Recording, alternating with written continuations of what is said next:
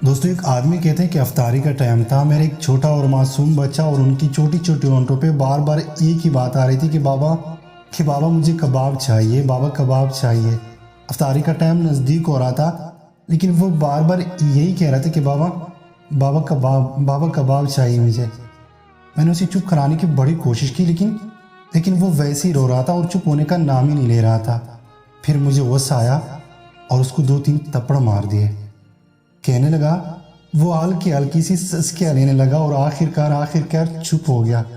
اور میرے باقی بچے، جس میں صرف میرے 2 بڑے بیٹے تھے اور میرا بڑا بیٹا 12 سال کا تھا، ان دونوں نے بھی روزہ رکھا تھا۔ اور اس دن ہم نے کدو پکایا تھا۔ اور کدو بھی کیسے پکایا تھا؟ میں رستے سے جا رہا تھا، ایک آدمی نے اپنی کیج سے آواز دی کے ساتھ کدو بھی لے جاؤ۔ وہ کدو پکایا تھا۔ میں افطاری کرنے لگا اور میرے دونوں بچے افطاری میں اس کدو کے ساتھ لقمہ لگا کر افطاری کر رہے تھے۔ کہنے لگا، میں نے اپنے بچوں سے کہا کہ بیٹا کھانا کھاؤ، آپ لوگوں نے روزہ رکھا تھا۔ بچے کہنے لگے، بابا ہمیں بھوک نہیں ہے۔ بے شک ہم نے سارا دن روزہ رکھا تھا لیکن ہمیں بالکل بھی بھوک نہیں۔ کہنے لگا کہ جب افطاری ہوئی تو میں نے اپنے بچے کو آواز دی کہ میرے بچے میرے پاس آ۔ وہ بھاگ کر میرے پاس آیا اور مجھے گلے لگایا، اور وہ تپڑ جو میں نے اس کو مارا تھا وہ بھول گیا، اور وہ سسکیا جو وہ لے رہا تھا وہ بھی بھول گیا، اور کہنے لگا کہ بابا مجھے کباب نہیں چاہیے۔ بابا کباب گندے ہوتے ہیں۔ اور کباب وہ کیوں مانگ رہا تھا؟ کیونکہ ہماری پڑوسی کباب بنا رہے تھے اور اس کی خوشبو ہمارے گھر تک آ رہی تھی۔ میں نے کہا، میرے بچے میں ایک دن آپ کے لیے بہت سارے کباب لے کے آؤں گا۔ وہ بچے کہنے لگا کہ بابا کباب مجھے بالکل بھی نہیں پسند، کباب مجھے برے لگتے ہیں۔ بابا کباب گندے ہوتے ہیں اور اس کی بو بھی اچھی نہیں ہوتی۔ بابا کباب بندے کا منہ جلاتے ہیں۔ جب میں نے اپنے بچے کی باتیں سنی تو میرے دل سے ایک آہ نکلی، میرا دل پھٹنے لگا کہ یا اللہ، ابھی تک تو یہ بچہ کباب کے لیے رو رہا تھا اور اب کہہ رہے کہ بابا کباب گندے ہوتے ہیں، بابا کباب بندے کا منہ جلاتے ہیں، مجھے کباب نہیں پسند۔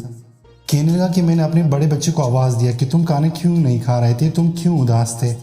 کہنے لگا کہ بابا جب آپ نے اس معصوم کو مارا تو میں اپنی اس معصوم بھائی کے مارنے پر اداس تھا، اور بابا میں نے اس کو سمجھایا تھا کہ کباب گندے ہوتے ہیں، کباب کی بو گندی ہوتی، کباب بچے کا منہ جلاتے ہیں۔ میرے دوستو، وہ آدمی کہنے لگا چونکہ رات کا ٹائم تھا، سو رات اسی طرح گزر گئی۔ صبح جب میں باہر آیا تو میرے اس پڑوسی کی چوکھٹ پہ میرا وہ معصوم بچہ بیٹھا تھا جو رات کو کہہ رہا تھا کہ بابا مجھے کباب نہیں پسند۔ جب میں نے اسے دیکھا تو میں حیران رہ گیا کہ یہ صبح یہاں کیا کر رہا ہے۔ جب میں پاس گیا تو میرے پڑوسی نے کھانے کا دسترخوان باہر کوڑے دان میں پھینک دیا تھا جس میں کباب کے بڑے بڑے ٹکڑے پڑے ہوئے تھے، اور وہ ایک ایک کباب کا ٹکڑا نکال کر کھا رہا تھا۔ اور جب اس نے مجھے دیکھا تو اس کا رنگ ڈر کی وجہ سے پیلا پڑ گیا۔ میں نے پوچھا کہ تم کیا کر رہے ہو یہاں؟ تو ہاتھ میں کباب کا ٹکڑا پکڑا ہوا تھا اور کہنے لگا کہ بابا میں کباب نہیں کھا رہا، بابا مجھے کباب نہیں پسند، اور ڈر کی وجہ سے اس کا رنگ پیلا پڑ گیا تھا۔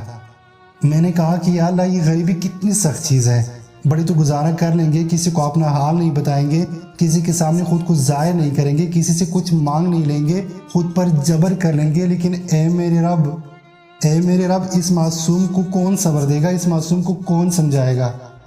دوستو، ہاتھ جوڑ کر کہتا ہوں کہ اپنے آس پاس اور اپنے پڑوسی کا خاص خیال رکھیے گا، اور خیال رکھیے ان جیسے معصوم اور یتیم بچوں کا، کیونکہ ایک دن اللہ کے سامنے پیش ہونا ہے اور وہاں جواب دینا